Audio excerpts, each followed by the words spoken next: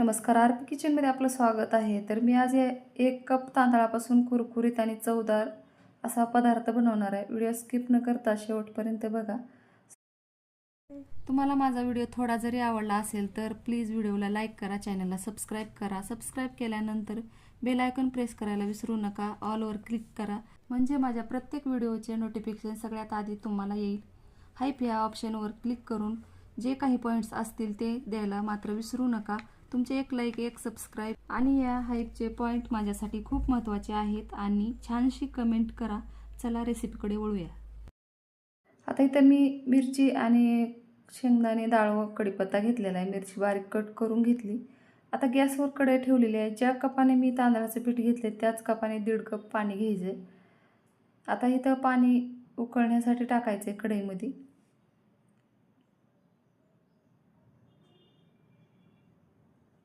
आता ह्याच्यात चवीनुसार मीठ आणि थोडासा ओवा टाकायचा, अर्धा चमचा.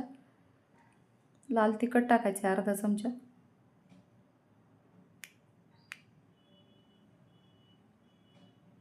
आता या पाण्याला उकळी आल्यावर ह्याच्यामध्ये तांदळाचं पीठ टाकायचे आणि चमच्यानं हलवून घ्यायचे. आता मी इथं पाण्याला उकळी आल्यास गॅस बंद केला आहे आणि नंतरच पीठ टाकून घ्यायचं ह्याच्यामध्ये.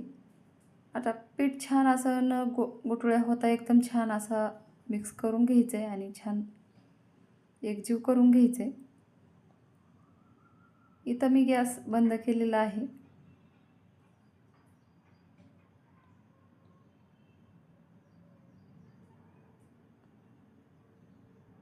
आता हे छान असं पीठ मिक्स झाल्यावर एखादा मिनटं तुम्ही मध्यम गॅसवर ठेवलं तरी चालते.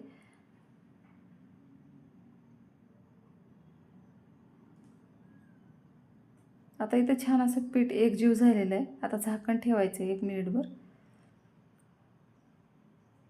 आता 1 मिनिटानंतर हे पीठ आणखीन एकदा एकजीव करून घ्यायचे. आता एकदम छान असं पीठ एकजीव झालेलं आहे, बघू शकता. तर या पिठामध्ये मी थोडंसं तेल टाकलेलं होतं, त्याचा व्हिडिओ स्किप झालेला आहे. आता ही सगळ्यात मोठी प्लेट घ्यायची आहे आपल्याला शेवची. आता या शेवग्याला तेल लावून घेतलेलं आहे. आता ही पूर्ण शेवगा भरून घ्यायचा या पिठाने.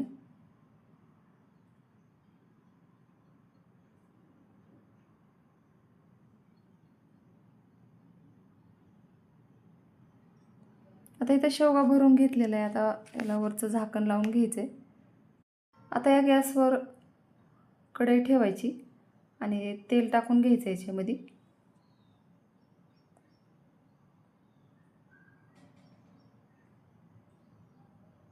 आता ही तेल गरम झाल्यावर याच्यामध्ये शेवग्यानं अशा पद्धतीनं शेव बनवून घ्यायची.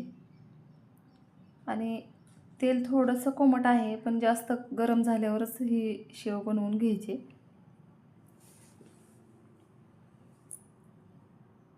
आता खमंग आणि कुरकुरीत असं तळून घ्यायची ही शेव.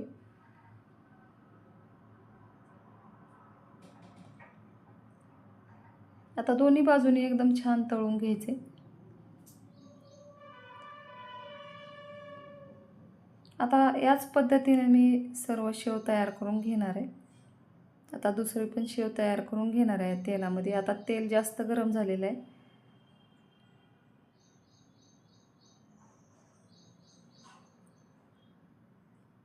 आता खमंग असं दोन्ही बाजूने तळून घ्यायचे.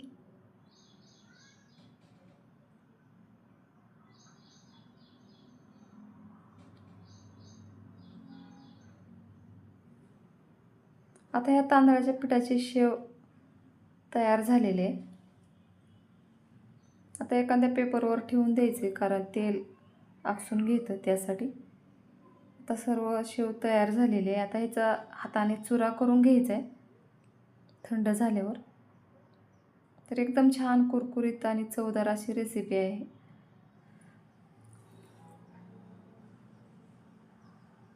आता याचा चुरा झालेला आहे, बघू शकता.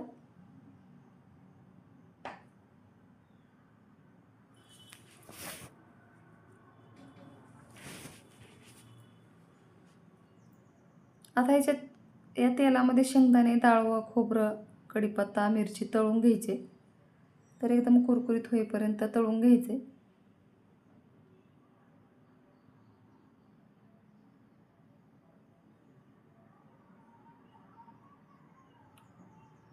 आता ह्याला जास्त काळपट तळू द्यायचं नाही, थोडासा रंग बदलला की बाजूला काढून घ्यायचे.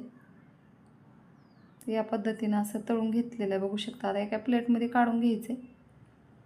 आता ह्या शेवमध्ये काळं मीठ, टोमॅटो पावडर, धने जिरे पावडर, तुम्हाला आवडेल ते चवीनुसार पदार्थ तुम्ही टाकून किंवा पावडर टाकून एकदम छान खमंग असा चिवडा तयार करू शकता. आता इथं सर्व मिक्स करून घ्यायचं आहे. आता इथं तयार झालेलं आहे, बघू शकता. एकदम अजिबात तेलकट नसलेलं असं तुम्ही महिनाभर प्रवासात पण घेऊन जाऊ शकता. माझ्या चॅनलला सबस्क्राईब करा, लाईक करा, शेअर करा. व्हिडिओ बघितल्याबद्दल धन्यवाद.